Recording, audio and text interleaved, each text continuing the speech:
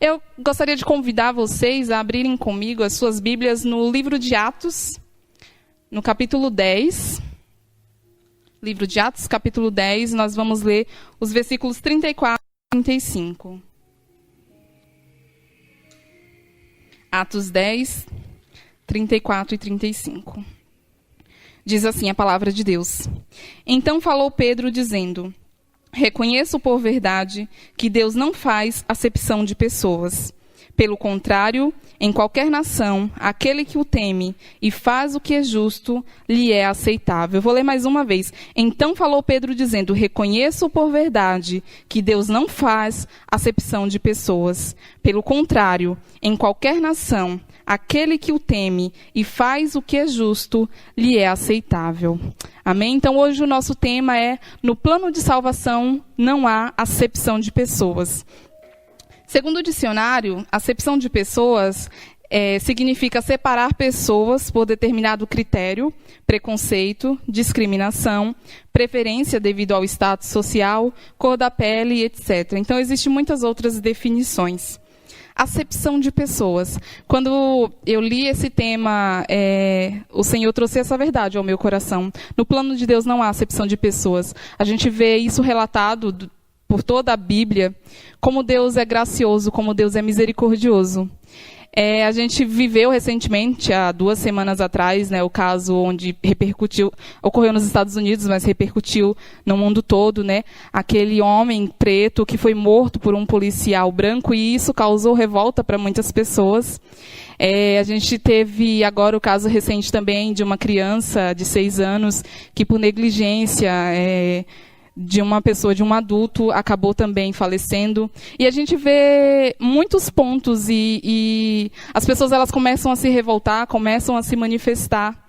Mas quando a gente olha para dentro dos nossos corações, que a gente olha para dentro da nossa vida, qual tem sido a nossa visão de tudo isso? O que nós temos vivido de fato? O que nós temos pregado? Nós temos vivido aquilo que nós temos pregado?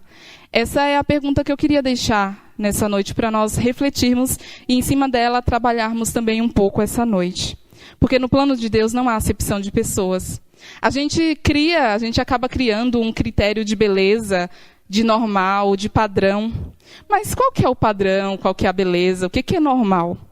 Nós somos criaturas. Todos nós fomos criados por um Deus soberano.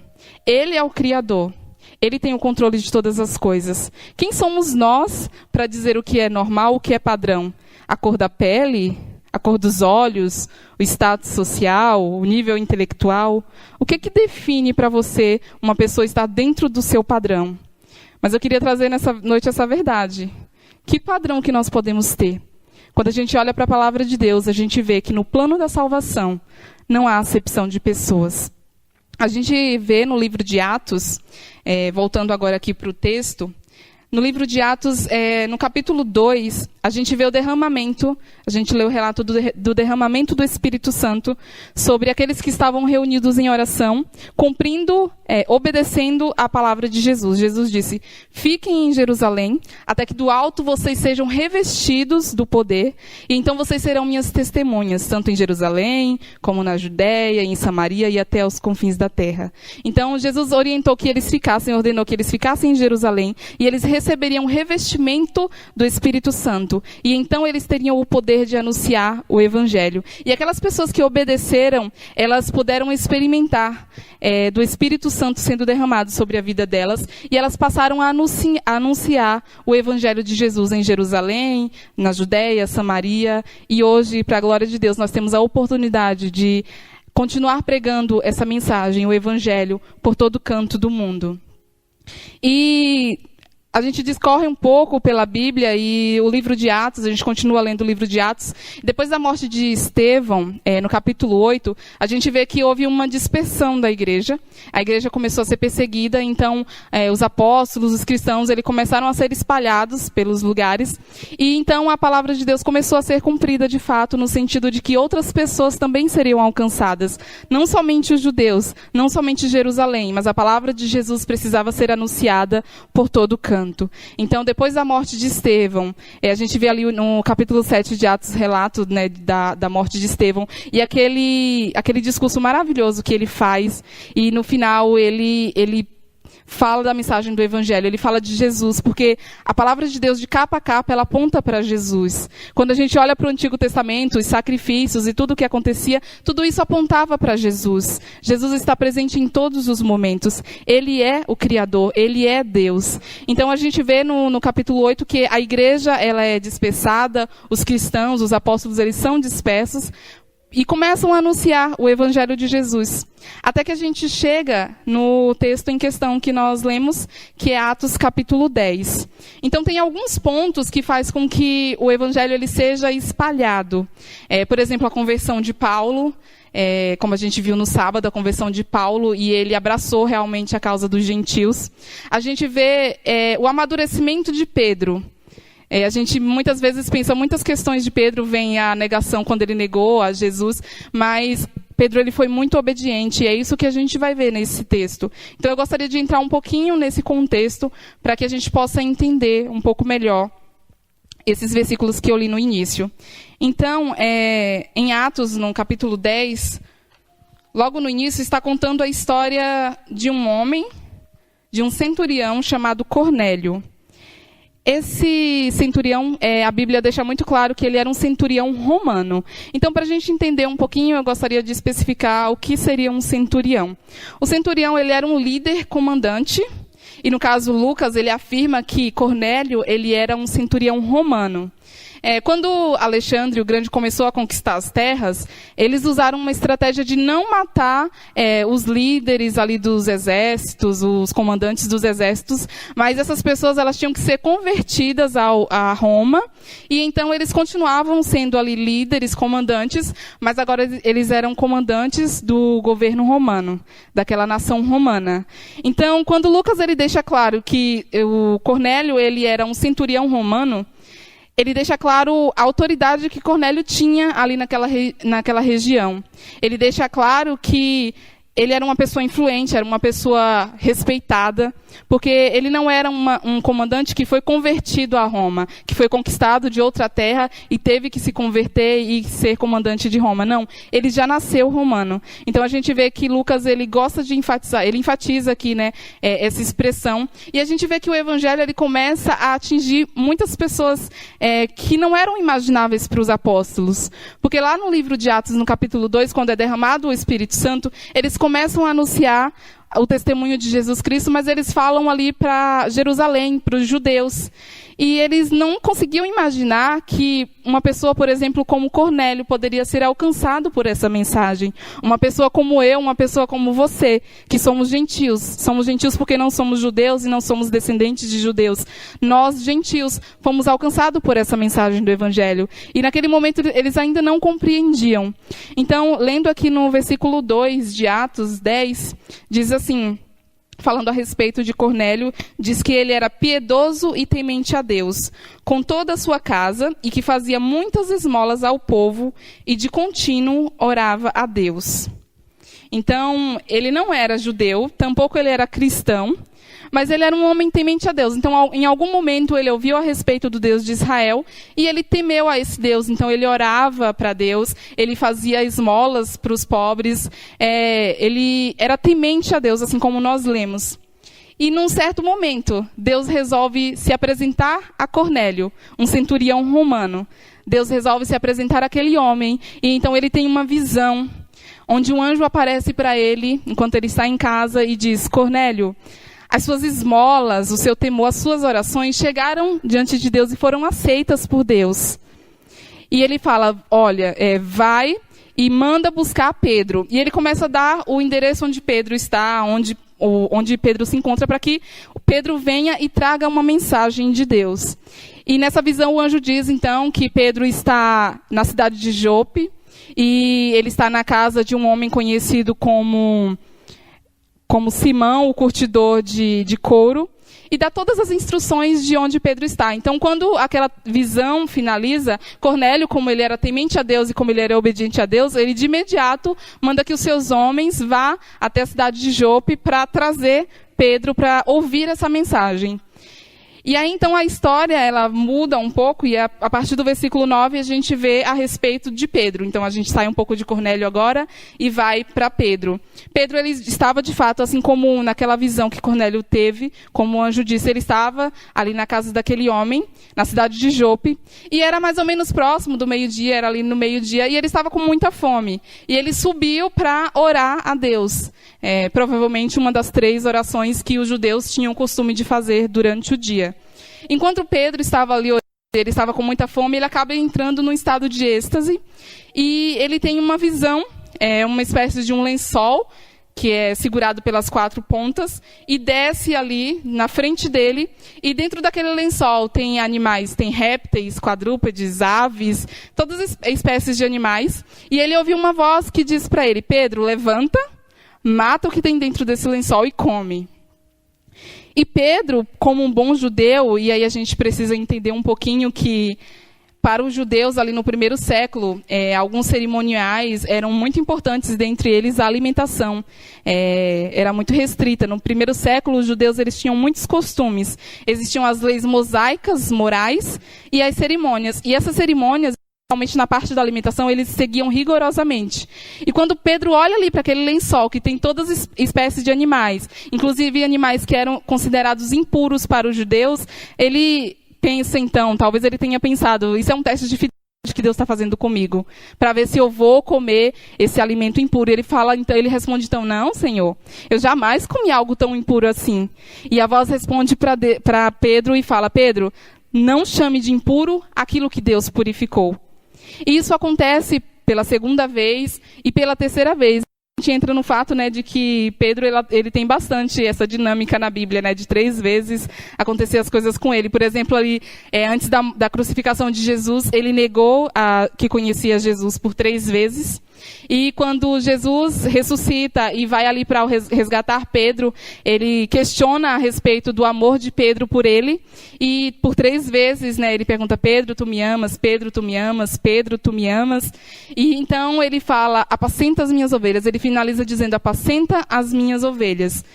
Talvez Pedro tenha pensado: ok, apacentar as ovelhas de Jesus. As ovelhas de Jesus são os judeus. E Pedro, até o capítulo 9, ele estava fazendo isso. Ele estava apacentando, estava cumprindo o ID de Jesus ali por Jerusalém. Mas ele não tinha entendido ainda por completo que as ovelhas de Deus, as ovelhas de Jesus, também somos nós, os gentios. Também era o centurião Cornélio, também era você, também sou eu.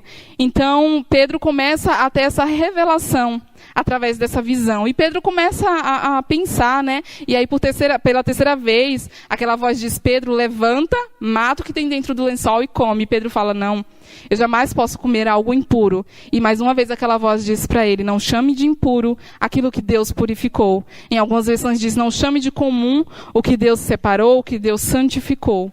E Pedro começa então ali, né, a pensar naquela visão, sem entender muito o que estava acontecendo. E, enquanto isso, os homens que foram enviados por Cornélio, de Cesareia, eles chegam até aquela casa onde Pedro está, conforme foi orientado pelo Espírito Santo para Cornélio, e Cornélio os instruiu. Eles chegam ali naquela casa e eles procuram Pedro. E nesse momento o Espírito Santo diz para Pedro: Pedro, desce, e tem alguns homens que veio de encontro a você. Vai com eles, não precisa ter medo, vai que eu tenho uma mensagem para anunciar através de você. E aí quando Pedro desce ali, e aqueles homens estão ali procurando por ele, ele fala: sou eu, Pedro.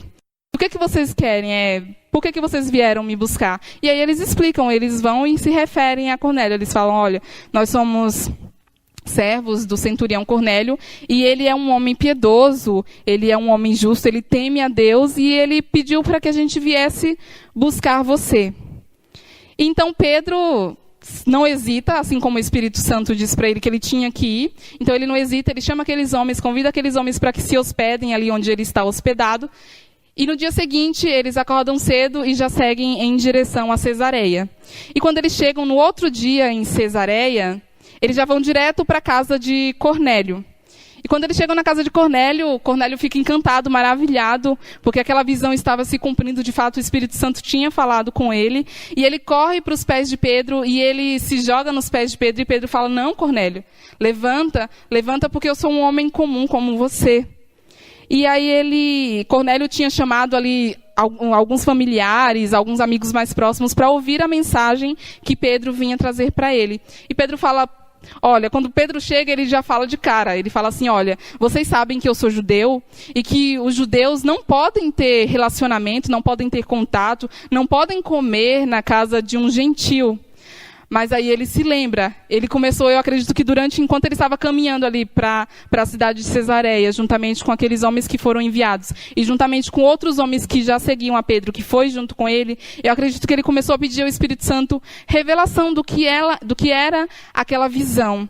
E aí quando ele chega lá, ele fala, olha, eu não podia estar aqui, mas quem sou eu? Porque o próprio Deus falou para mim não chamar de impuro aquilo que Deus purifica. Então o Espírito Santo começou a trabalhar isso dentro de Pedro, e Pedro foi até a casa daquele gentil para anunciar o evangelho. E ele pergunta então para Cornélio, por que você me mandou chamar? E aí Cornélio explica a visão, né? Ele fala que teve a visão do anjo, e o anjo falou que as orações, a esmola que ele fazia chegou diante de Deus como algo agradável, e pediu para que Pedro viesse para trazer uma mensagem ali para aquela casa, para todas as pessoas que estavam ali reunidas. E Pedro fica encantado com isso e começa a anunciar o evangelho. Então ele começa a falar de Jesus para todos que estão ali naquela casa. E, de repente, a gente vê no versículo 44, que enquanto Pedro ainda falava estas coisas, quando caiu o Espírito Santo sobre todos os que ouviram a palavra, e os fiéis que eram da circuncisão, que vieram com Pedro, admiraram-se, porque também sobre os gentios foi derramado o dom do Espírito Santo. E no versículo 46, pois os ouviram falando em línguas e engrandecendo a Deus. E então perguntou Pedro, porventura pode alguém recusar a água para que não sejam batizados estes, que assim como nós receberam o Espírito Santo? Então Pedro fica maravilhado, como o Espírito Santo é liberado para todo aquele que crê em Jesus Cristo.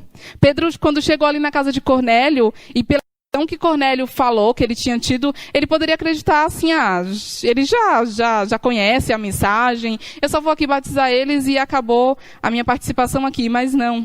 O Espírito Santo começou a revelar a ele que ele precisava anunciar a Jesus nos 4 cantos. Para quem fosse, para quem ele tivesse a oportunidade, ele precisava anunciar, falar quem era Jesus. E através desse anunciamento do Evangelho, aquela casa foi alcançada por Jesus Cristo. E nós vemos que eles foram cheios do Espírito Santo. E Pedro ficou tão encantado que ele falou, como que a gente pode negar o batismo para esses? Que assim como nós receberam o Espírito Santo, foram cheios com o Espírito Santo.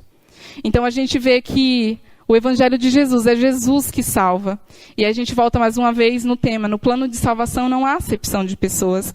Pedro começou a entender isso. E ele anunciou a Jesus Cristo ali naquela casa. E todos foram alcançados pelo Evangelho da graça de Jesus Cristo. E aí quando a gente vai para o capítulo 11, a gente vê que os apóstolos, alguns apóstolos e alguns judeus ali da circuncisão, começaram a indagar como que Pedro entrou na casa de um gentil. E começam a questionar. E Pedro então sobe até Jerusalém. E aí ele fala todo o relato que aconteceu. A visão que ele teve. A visão que Cornélio teve. E ele fala como o Espírito Santo foi derramado sobre aquela casa. Sobre aquelas vidas. E como poderia ele negar o batismo. A confirmação da fé daquelas pessoas. Sendo que elas foram cheias com o Espírito Santo. Então para o Espírito Santo não há acepção de pessoas. O plano de salvação não tem acepção de pessoas. Não sou eu quem dito as regras. Não é você quem dita as regras. Deus é soberano. E ele enviou o seu Filho Jesus Cristo, o seu Filho amado Jesus Cristo, para nos resgatar. Então a gente vê que em Atos 2, Pedro e muitos dos apóstolos pensaram, na verdade, que o Espírito Santo foi derramado sobre eles, para eles anunciarem a Jesus ali em Jerusalém.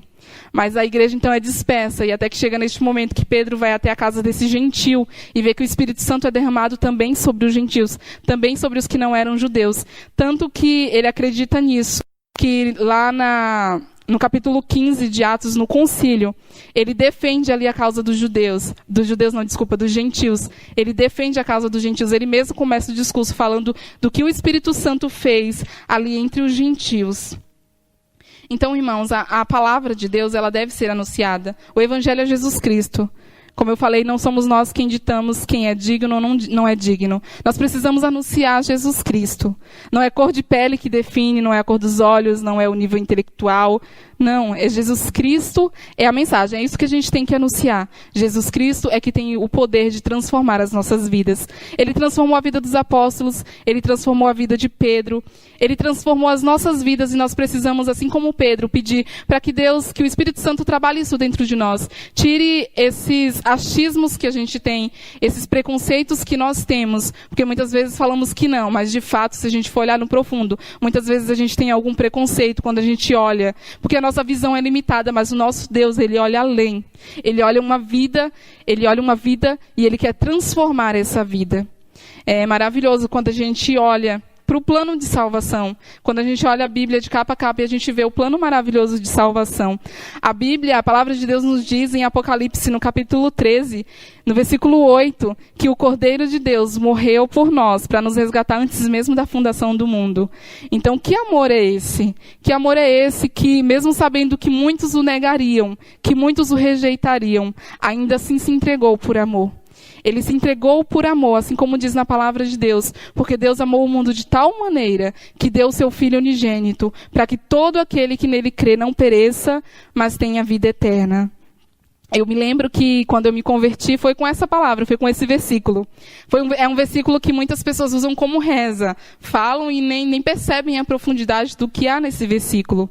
E foi esse versículo, com esse versículo, foi ouvindo uma mensagem desse versículo, João 3,16, que é tão conhecido, que o Espírito Santo de Deus me alcançou e que tem me transformado dia após dia. Tinha uma frase que eu ouvia bastante naquela época e que eu acreditava ser até verdade, de que se as pessoas foram feitas para ser amadas e as coisas para ser usadas, por que então que nós usamos as pessoas e amamos as coisas? Para mim essa era a frase mais correta que havia e de fato era isso que acontecia, porque ninguém era bom, ninguém era suficientemente bom. Mas então o Espírito Santo de Deus me revelou que o amor dele é perfeito, que o amor dele é gracioso, que Deus tanto nos amou, que entregou o seu Filho Jesus Cristo, que passou a ser de unigênito, ele passou a ser primogênito, o primeiro filho, e nos deu, de acordo com a sua graça e com a sua misericórdia, de acordo com o seu precioso sangue, ele nos deu o direito de sermos chamados filhos de Deus. Aqueles que creem no seu Filho Jesus Cristo. Nós temos esse direito de ser chamado. Então hoje, eu creio que Deus quer falar ao seu coração, quer falar ao meu coração. Você que ainda não conhece a Jesus de forma profunda, ainda não se entregou verdadeiramente a Jesus, que nessa noite se você ouvir a voz do Espírito Santo, não endureça o seu coração. Assim como Pedro, assim como Cornélio, a gente viu que eles se entregaram quando ouviram a voz do Espírito Santo. Que você possa se entregar nessa noite. Se você está afastado da presença de Deus, volte. Cada dia Deus nos dá uma oportunidade nova, mas nós não sabemos até quando nós teremos essa oportunidade.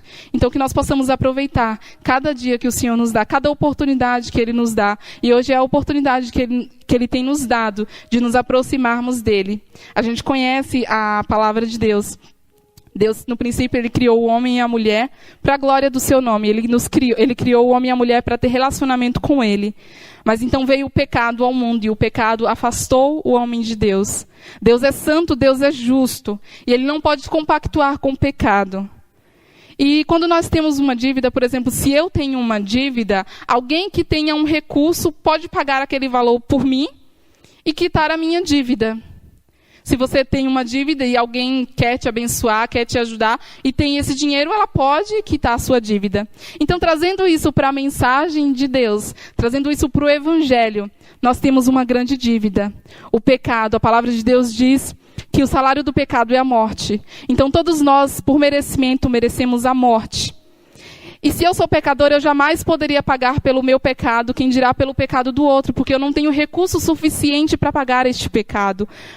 O salário do pecado é a morte. E Deus tanto nos amou, Ele precisa punir o pecado, porque o salário do pecado é a morte. Mas Ele tanto nos amou, que Ele entregou o seu Filho Jesus Cristo, o Cordeiro perfeito de Deus, para se entregar em nosso lugar. Ele é perfeito, Ele é sem pecado. E Ele foi ali para o madeiro, para aquela cruz. E Ele se entregou por amor de mim, por amor de você. Para que hoje nós tivéssemos vida. Para que hoje nós tivéssemos a oportunidade de sermos transformados pelo Evangelho da Graça. Nós não temos poder suficiente para nos salvar. Mas Jesus Cristo se entregou numa cruz por você, por amor a você. Ele tanto nos amou que se entregou. E quando a gente olha para a cruz, a gente vê essa junção perfeita da justiça de Deus e do amor de Deus. Por que amor de Deus? Porque Deus nos ama. Ele é todo amor. Ele nos ama tanto que deu Jesus Cristo para morrer em nosso lugar. E por que a justiça de Deus? Porque o salário do pecado é a morte. Então, todo que peca deve morrer. Então, por merecimento, nós deveríamos morrer.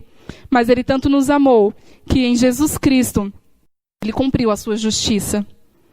E nós, hoje, temos essa oportunidade de nos rendermos diante desse amor glorioso, desse amor gracioso. Hoje nós temos a oportunidade de sermos transformados para, assim como Pedro, ser usado para transformar outras vidas. Então, que nós possamos pedir ao Espírito Santo que tire de nós esse sentimento, esses preconceitos de acepção de pessoas. O Evangelho de Deus, o plano de salvação de Deus, é um plano perfeito e não há acepção de pessoas. É para os judeus, é para os gentios, é para as mulheres e para os homens. Preto, branco, amarelo, azul, pardo, seja lá qual cor que você se defina. Jesus morreu por você. Que nessa noite você possa se render a Ele por completo. Essa é a oportunidade que Deus nos dá. E mais uma vez, lembrando do nosso tema, no plano de salvação não há acepção de pessoas. Não somos nós quem definimos, mas é o plano maravilhoso de Jesus, que morreu por nós antes mesmo da fundação do mundo. Não considere impuro quem Deus tornou impuro. Assim como o Espírito Santo falou ali com Pedro. E assim, eu acredito que o Espírito Santo está falando conosco nessa noite. Para a gente não considerar impuro aquele que Ele purifica. Deus, Ele não mostra favoritismo em sua oferta. A sua oferta é gratuita e não foi de graça. Custou um preço grande, um preço alto, o preço do sangue precioso de Jesus. Então que nessa noite nós possamos compreender essa mensagem e nos entregar por completo. Se você já conhece a Jesus, que você seja um instrumento. Se você ainda não conhece a Jesus, que você tenha essa oportunidade nessa noite de se entregar a Ele por completo. Amém? Vamos orar mais uma vez. Que você possa falar sinceramente com Deus nessa noite. Que você possa se entregar verdadeiramente a Ele. Ele tem cuidado de sua vida. Pai, nós te louvamos pelo teu amor gracioso. Pai, nós te louvamos porque o Senhor enviou Jesus Cristo para morrer em nosso lugar. Nós jamais poderíamos pagar, ó Deus. Nós jamais teríamos recursos suficientes para pagar, ó Deus, porque precisava ser alguém perfeito, alguém que não tem pecado, ó Deus. E nós, ó Pai, somos pecadores, ó Pai, por natureza, ó Pai. Mas quando Jesus Cristo veio, ó Pai, Ele nos deu a chance de nele, ó Pai, ter a liberdade verdadeira. Por isso eu te peço que nessa noite, ó Pai, o Senhor possa tocar nos nossos corações, ó Pai, e nos transformar por completo, ó Deus. Que nós venhamos a entender que a mensagem do Evangelho, ó Pai, não faz acepção de pessoas, ó Deus. Jesus morreu ali na cruz, ó Deus, para que todo aquele que nele crê não pereça, mas tenha vida eterna.